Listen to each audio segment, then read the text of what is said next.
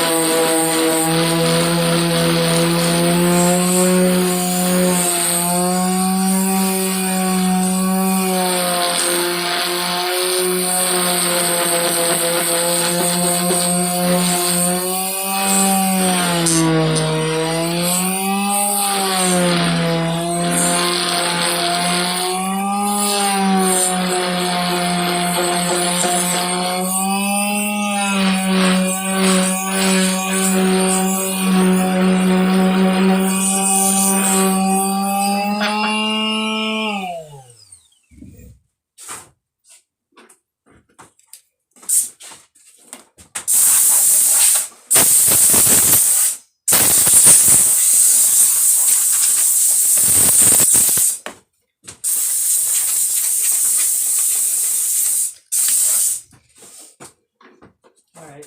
Well, we're back for a little more. I was kind of just thinking about what I've said, and I may sound like a fucking pompous asshole or a know-it-all or some fucking self-righteous dude, but really that's not the case at all. I consider myself a kind of a realist, pretty down to earth. I love everybody, accepting of everyone. Um, and I think that's another thing in life that you kind of get started off on the wrong foot when you're young. And this preconceived notion that people that are in a bad spot are shitty people. And they're going to be shitty people for the rest of their lives. Be it someone struggling with addiction, be it maybe just attitude, you know, someone kind of, maybe they got some fucking dickhead parents or something like that at home, and they're riding them a particular way, and it makes them come off a particular way that's not socially acceptable at school, and all of a sudden you're not cool, and then a person is branded for life as a fuck off, and everyone kind of writes them off. And second chances are tough to come by, but I think they're absolutely necessary. I mean, everyone think back to when you were younger and some of the ideals and views that you had about government or politics or friendships or relationships, family, marriage, anything. I hope that that you've gathered as much information, you've spoken to as many people as you can in life, and those viewpoints have coalesced into something that you're a little bit more proud of, that you're willing to put out and pursue, because you're just kind of falling blindly in the beginning. Everyone is looking around, grasping for anything that makes them feel comfortable and wanted and the same. I shouldn't say everyone, but a majority of people's life experiences tend to go that way. There are outliers, of course, that either through their own self-realization, through their upbringing, circumstances, they get it. They get it from the get-go. They realize it's not about who's cool, who's got the most toys, who can amass the most money, who has the most likes, who's got the dopest shoes on, the killer fucking toys at home. That none of that shit fucking matters, dude. None of it at all. Can that add some interest and fun and excitement in your life? For sure. But you need to make a sincere distinction between what is necessary in life and what is, what is, I'm looking for a better word than not necessary. So what is necessary and what is erroneous, I guess? That sounds like a good word. And what's erroneous? Man, I kind of totally lost my train of thought there.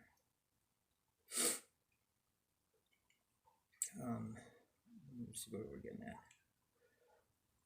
Excuse me, because all these are just kind of like off the top of my head. I'm not like reading from some pre-prepared gibberish.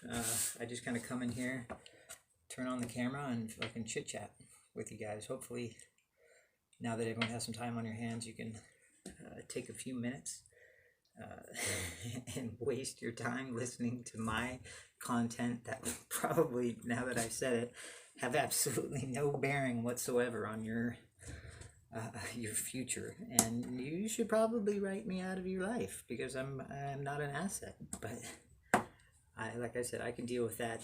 This is primarily more for me to kind of get my inner dialogue out into the world, and let it be known that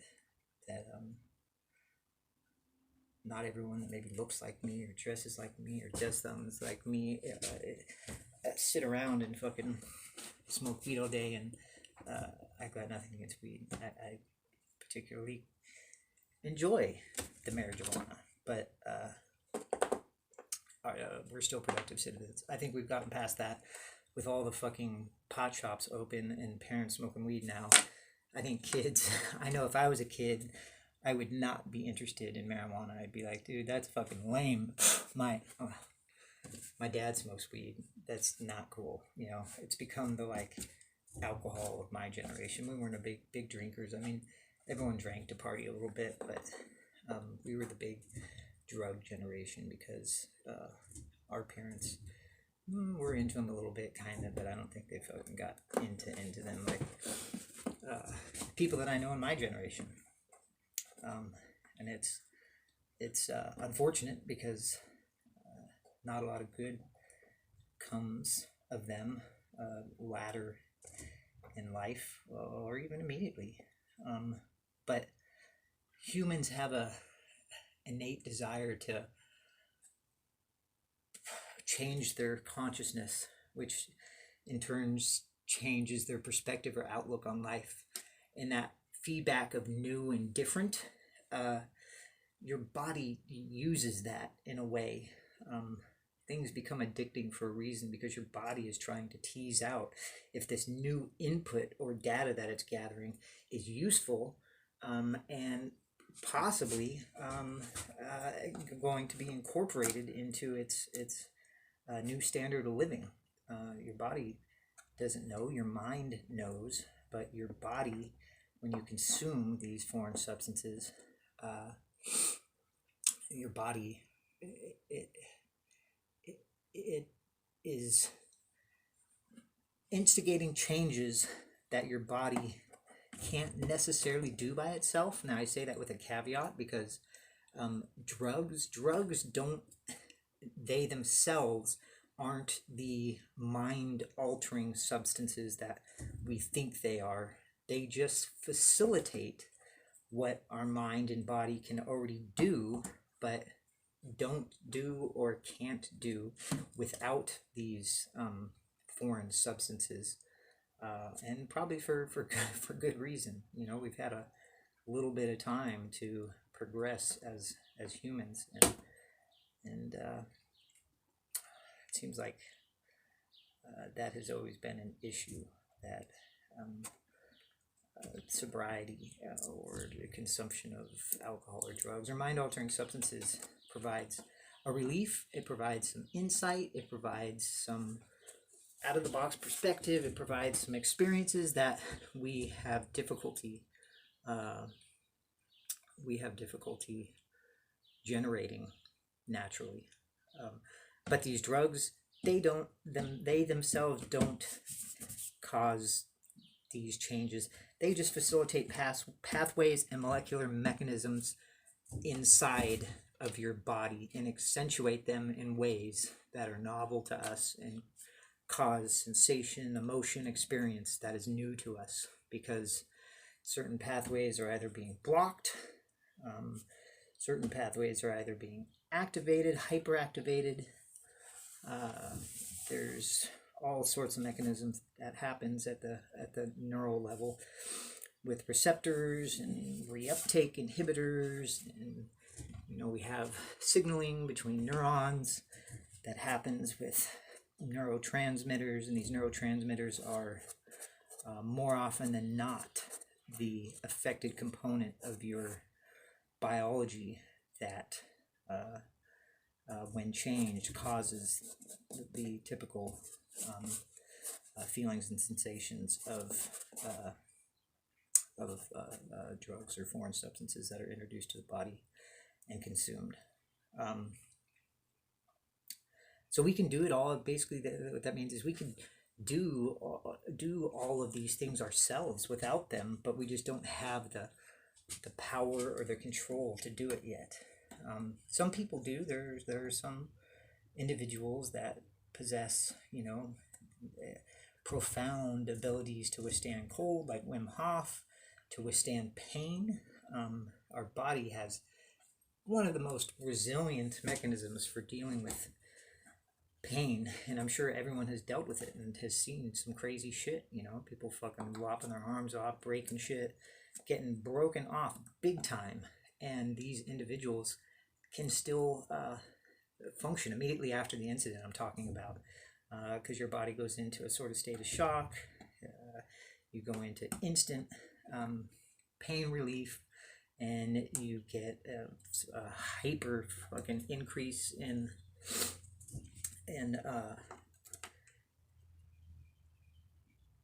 your adrenaline, and all these things are nature's way of getting you out of whatever fucking situation, whatever shitty situation you're in, into safety. And then usually you do crash a little bit. These mechanisms can't be maintained for a reasonable amount of time because they're so taxing on your biology, basically. That's why these pathways are only activated during very extreme circumstances. We can't just walk around in our daily lives fucking yacked on adrenaline all the time, because we probably wouldn't be very efficient individuals with regards to our daily required tasks. I think I like left off on the subject I started off on, but we're gonna end it here. Hopefully this was mildly amusing and interesting. Please, in the comments, correct me if I'm wrong. I feel like I'm like saying reasonable things that would pertain to the average person. But let me know if if I lost my shit during this quarantine, and they just be like, dude, you gotta shut up, turn the video camera off, and fucking think about it a little. But I feel like I have reasonable thoughts roaming around in my head, and I thought I'd just like to share them with everyone, right?